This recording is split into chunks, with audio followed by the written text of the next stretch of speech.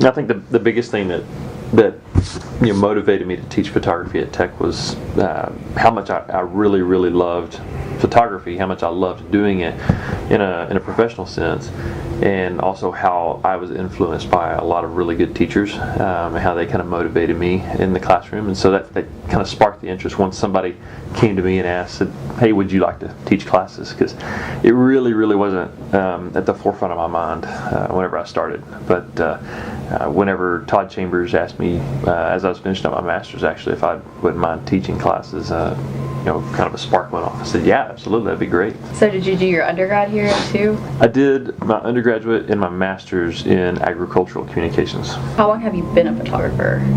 I've on the books professionally since 2005. So I've been paying taxes since 2005 on it, yeah.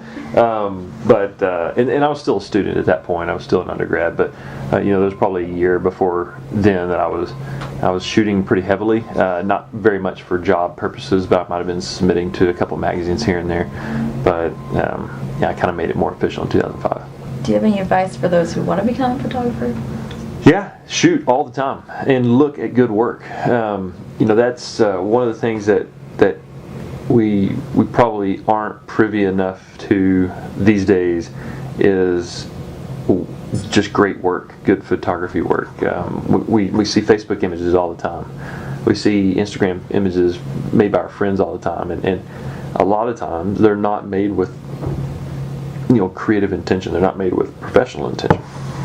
And so if we're inundated with that kind of stuff, then we'll kind of regurgitate that.